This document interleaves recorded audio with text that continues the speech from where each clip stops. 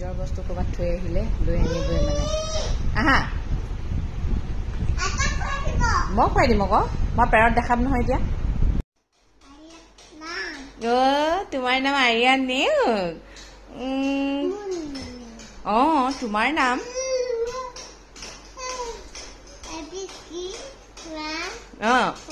1 4 নহয় 1 2 1 2 3 4 5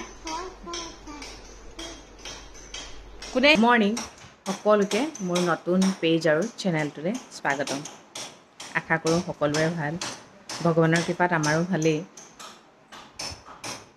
তেতিয়াহ'লে দিনটো ষ্টাৰ্ট কৰিছোঁ আৰু কি হয় ন সদায় আমি ভাল হ'ব বুলিয়ে ভাবোঁ তথাপিও কেতিয়াবা বেয়া হৈ যায় একো নাই সেই বেয়াটোও পাৰ কৰিব পাৰিব লাগিব এইটোকে জীৱন বুলি কয় সদায় পজিটিভ মাইণ্ড এটা লৈ থাকিব জীৱনত যিমান নিগেটিভ আহিলেও পজিটিভটোৱে সেই নিগেটিভটো কাটি দিব আৰু যেতিয়াই গম পায় আপোনাৰ লাইফত কোনোবা নিগেটিভ আহিছে তেনেহ'লে সেই নিগেটিভ পাৰ্চনবোৰক আপুনি পজিটিভ কৰিবলৈ চাব যদি পজিটিভ কৰিব নোৱাৰে তেনেহ'লে সেই মানুহৰ পৰা আপুনি নিজে নিজে ছাইড কাটিব মাইকী মানুহবোৰৰ জীৱনটো মাত্ৰ অপেক্ষা উঠিব বিচনা পাৰিম এতিয়া মই বিচনা পাৰি আছোঁ ছোৱালী উঠিব খুৱাব লাগিব গা ধুৱাব লাগিব শুকুৱাব লাগিব মুতুৱাব লাগিব পিছে এই অপেক্ষাটো ভালো লাগে কিছুমান ক্ষেত্ৰত কিন্তু কিছুমান ক্ষেত্ৰত অপেক্ষাটো যেতিয়া দেৰি হৈ যায় তেতিয়া কিন্তু মাথাই কাম নকৰে দেই আমাৰলৈ কোনোবা ৰখি থাকেনে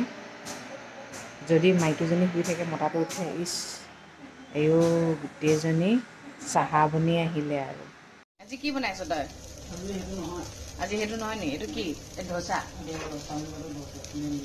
প্লেন ধোচা বনাইছ যোৱাকালি কৈ থৈছে কাইলৈ বেলেগ এটা বনাম তই দেখোন কৈ থৈছিলি একদম বেলেগ ফেণ্টাষ্টিক এটা বনাম বুলি ফেণ্টাষ্টিক নবনালি যে কিয় হা ফেণ্টাষ্টিক নবনালি যে কিয় লাগে ক'ব লাগিব কি বনাওঁ ক'ব লাগিব তেতিয়াহে ফেণ্টাষ্টিকটো বনাব পাৰিবি মোৰ ফিকা চাহ এফালে গৰম পানী খাইছোঁ দেই গৰম পানী খায়ে ডাইৰেক্ট ব্ৰেকফাষ্ট কৰিয়ে দিব এইফালে চাটনি ইমান দেৰিকৈ উঠিছে 9টা বাজি আছে বুলি ভাবিছে বোলে বতৰকো মানে দুখ দিছে বতৰে এনেকুৱা কৰিছে মই এতিয়া শুই আছোঁ কি কৰিম এইবোৰ মানুহ হৈছে নিজক কেতিয়াও দুখ নিদিয়ে অকল আনক ধুনীয়া ধোচা আহি গৈছে বহুতৰ ধাৰণা ৰিংকুৱে বনাই দিয়ে মই অকল খাওঁ কাম চাম নকৰোঁ কাম কৰোঁ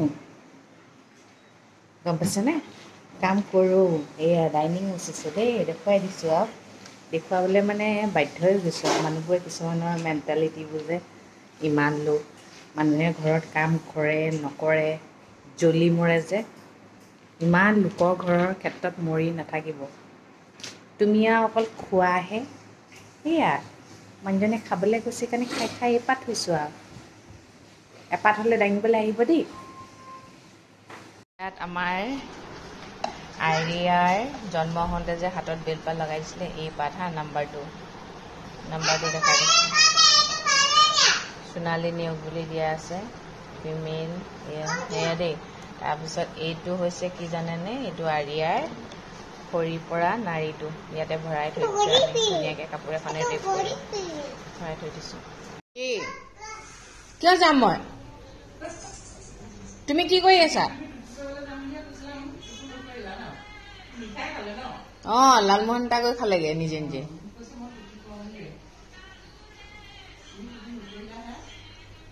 মোবাইলটো ইমান নাচাবা দি দিয়া আইতাক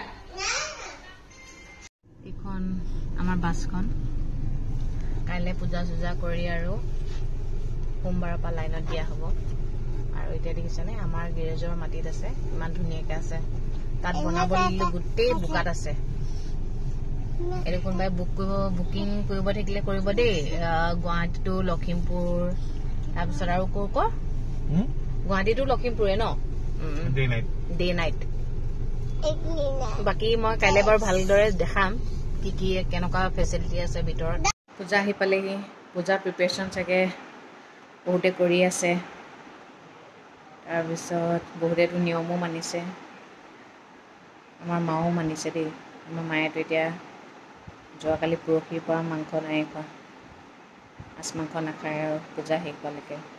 সেইবোৰ কিন্তু আমি ঘৰত কেতিয়াও কৰি পোৱা নাছিলোঁ, কিন্তু সেয়াই সময়ৰ লগে লগে চেঞ্জ হয় ন। এতিয়া মায়ে মানি আছে, পিছলৈ ময়ো মানিব লাগিব সেইবোৰ। ঘৰৰ পৰা ওলাই অহাৰ পিছত এখন ঘৰলৈ যেতিয়া অহা হয়, মানুহে কিছুমানে মই মোৰ নিয়মবোৰ এৰি নিদিওঁ, কিয় বেলেগৰ নিয়মবোৰ ধৰিম, সেইটো নহয়। বিয়াৰ পিছত আপোনাৰো নিয়মবোৰ ধৰি থাকিব লাগিব, আপোনাৰ যিখন হাজবেণ্ডৰ ঘৰ সেইখিনি নিয়মো মানিব লাগিব, সেইখনেই আপোনাৰ নিজৰ ঘৰ। তথাপিও আৰু আপুনি একেবাৰে নিজৰ নিয়মখিনিও মানি এৰি দিলেতো নহ'ব ন। কিন্তু এতিয়া আমাৰ মায়ে বহুত নিয়ম মানে দেই, মোৰ শাহু মাৰ কথা কৈছোঁ। আৰু আজি মই আপোনাক এটা কথাই কওঁ, আমাৰ ঘৰত হয় বিপদ কাৰ ঘৰত নাহে, বিপদ চবৰ ঘৰতে আহে। আজি তেওঁ যে ইমানখিনি পূজা প্ৰাৰ্থনা কৰি আছে, মই কিন্তু আগতে ইমান কৰা নাছিলোঁ, খুব বেছি ধৰক 5 মিনিটমান কৰিছিলোঁ। কিন্তু এই চাই বাবা মনাৰ পৰা যেতিয়াৰ পৰা মূৰ্তিটো প্ৰতিষ্ঠা কৰিলোঁ, তেতিয়াৰ পৰা কিন্তু মই বহোঁ দেই। কিন্তু সঁচাকৈ ভগৱানৰ ওচৰত অকণমান ধ্যান দিবচোন, বহুত শান্তি পাব, শক্তি পাব। আৰু এটা কথা কি, চবৰে ঘৰৰ পৰিস্থিতিবোৰ একেই নহয় বাৰু। এতিয়া আমাৰ ঘৰত এতিয়া ধৰক ভাগে ভাগে কাম কৰা মানুহ আছে, সেইটো কাৰণে আমি ধৰক পাৰিছোঁ।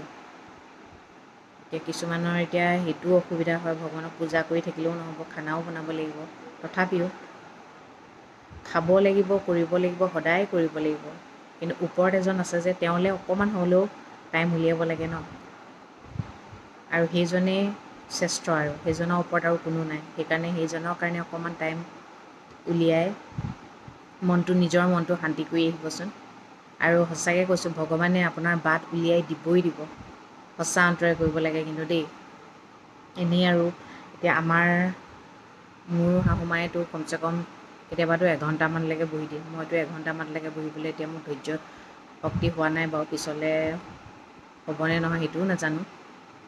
কিন্তু ভগৱানক মানিলে যে পায় তাৰ ফল সঁচা কথা। কিন্তু আমাৰ আৰিয়াও ভগৱানৰ প্ৰতি বহুত ভক্তি আছে। আপোনালোকক মই চব ভিডিঅ' কৰিব নোৱাৰোঁ, কিয়নো অকণমান দেখাইছোঁ আৰু। নামঘৰলৈ গৈ ভিডিঅ' কৰি থাকিলেও ভাল নালাগে ন, গোঁসাই ঘৰত চাকি জ্বলাব গৈ। কিন্তু আৰিয়াৰ ভগৱানৰ প্ৰতি বহুত ভক্তি আছে, গম পাইছেনে।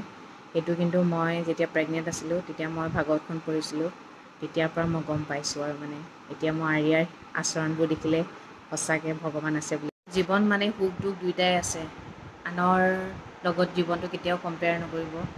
নিজৰ জীৱনটো সদায় নিজেই হয়। আপোনাৰ কৰ্মখিনিও বেলেগ, আমাৰ কৰ্মখিনিও বেলেগ, কিন্তু খোৱাটো একেই, কিন্তু কৰ্মখিনি বেলেগ বেলেগ। সেইকাৰণে নিজৰ জীৱনটোৰ লগত কেতিয়াও আনৰ জীৱন তুলনা নকৰিব।